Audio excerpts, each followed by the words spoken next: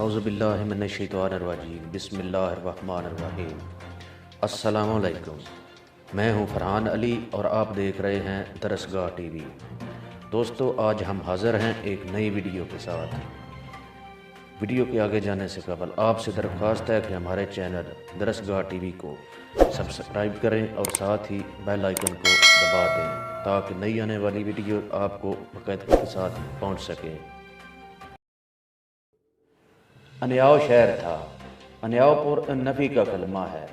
نیاؤ کے معنی ہے انصاف اور پور شہر کو کہتی ہیں، یعنی انیاؤ کے معنی ہوئے بے انصافی کا شہر۔ چنانچہ ایک گرو اور ایک چیلا اس شہر میں جا پہنچے اور چیزوں کا بھاؤ پوچھا۔ سب کا بھاؤ 16 روپے سیر تھا، یعنی 16 سیر چنے بھی، 16 سیر گھی بھی، 16 سیر نمک بھی، 16 سیر گوشت بھی، 16 سیر کی غرض سب کا ایک ہی بھاؤ میں ہر چیز بکتی رہی۔ گرو نے یہ حال دیکھ کر چیلے سے کہا، یہاں سے چلو، یہ شہر رہنے کے قابل نہیں، یہاں کھرے کھوٹے سب ایک بھاؤ ملتے ہیں۔ چیلا صاحب نے کہا، ہم تو یہاں رہیں گے، خوب گھی کھائیں گے، طاقت آئے گی اور مزے اڑائیں گے۔ گرو صاحب نے سمجھایا، بہت سمجھایا، مگر اس نے ایک نہ مانی۔ خیر ایک عرصہ تک وہاں رہے، افراد سے سب چیزیں ملی، چیلا کھا کھا کر خوب موٹا تازہ ہو گیا۔ ایک دفعہ اتفاق سے ایوان شاہی پر پہنچے۔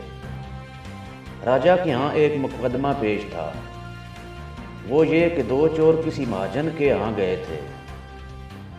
چوری کرنے نقب دے کر ایک باہر پہرے میں رہا، ایک اندر گیا۔ جو اندر گیا اس پر دیوار گر پڑی اور وہ مر گیا۔ اس کے ساتھی نے دعویٰ دائر کر دیا کہ اس نے ایسی کمزور دیوار بنائی تھی کہ وہ گر پڑی اور میرا ساتھی مر گیا۔ بادشاہ نے مہاجن کو حاضر کیا۔ اس نے عرض کیا کہ میرا قصور نہیں، معمار نے ایسی دیوار بنائی تھی۔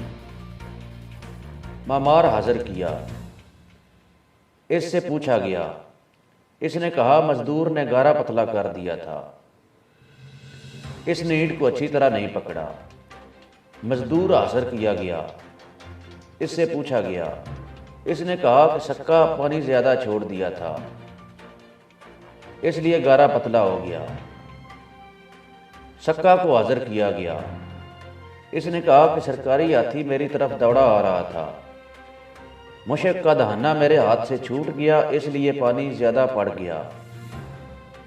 فیلبان کو حاضر کیا گیا، اس نے کہا کہ ایک عورت بجتا ہوا زیور پہنے آ رہی تھی، پازیب کی جنکار سے ہاتھی چونک گیا، وہ عورت حاضر کی گئی۔ اس نے کہا کہ سنار نے پازیب میں باجا ڈال دیا تھا، لہذا سنار کو حاضر کیا گیا۔ اس کو کچھ جواب نہ آیا۔ آخر کہیں تو یہ سلسلہ ختم ہونا تھا۔ یہ تجویز ہوا کہ اس سنار کو پھانسی دے دی جائے۔ اس کو پھانسی پر لے گئے اور گلے میں پھانسی ڈالی۔ اس کی گردن پتلی تھی کہ حلقہ سے اس کے گلے میں پھندا برابر نہ آیا، حلقہ بڑا تھا۔ آخرکار حلقہ اس کے گلے میں نہیں آتا، اس پر یہ تجویز ہوا کہ کسی موٹے شخص کو پھانسی دے دو۔ تلاش ہوئی تو سوائے چیلا صاحب کے اتنا موٹا اور کوئی نہ ملا۔ اس کو پکڑ کر لے گئے۔ انہوں نے گرو جی سے کہا، اب کیا کروں؟ گرو جی نے کہا، بھائی میں نے تو پہلے ہی کہا تھا کہ یہ شہر رہنے کے قابل نہیں، مگر تو نے نہ مانا، اب کیے کو بھگت۔ چیلے نے کہا، حضور کسی طرح بچائیے، کچھ تو کیجئے، آخر آپ کا بچہ ہوں۔ گرو نے تدبیر نکالی، آپس میں جھگڑنا شروع کیا۔ گرو کہے کہ مجھے پھانسی دو اور چیلا کہے کہ مجھے پھانسی دو۔ خوب جھگڑے، یہاں تک کہ راجا تک نوبت پہنچی۔ راجا نے پوچھا کیا بات ہے؟ گرو نے کہا، یہ ایک سات ہے، جو کوئی اس سات پھانسی پہ چڑھے تو سیدھا بیکھنڈ کو جائے گا، اس لیے ہم جھگڑتے ہیں کہ پھر ایسی سات نہیں ملے گی۔ راجا نے کہا کہ پھر اس سے بہتر موقع کہاں نصیب ہوگا؟ हमें फांसी दे दो। नचे इस बदबख्त को फांसी दे दी गई और ऐसे राजा को फांसी देना बनती थी। पाप कटा खस कम जहां पाक।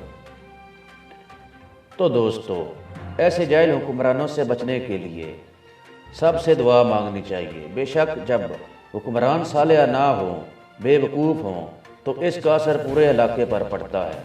अल्लाह ताला हम सब को समझ अता फरमाए। आमीन सुम्मा आमीन।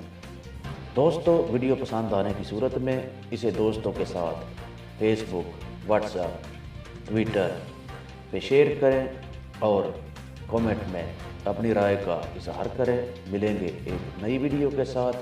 अपना ख्याल रखें। शुक्रिया।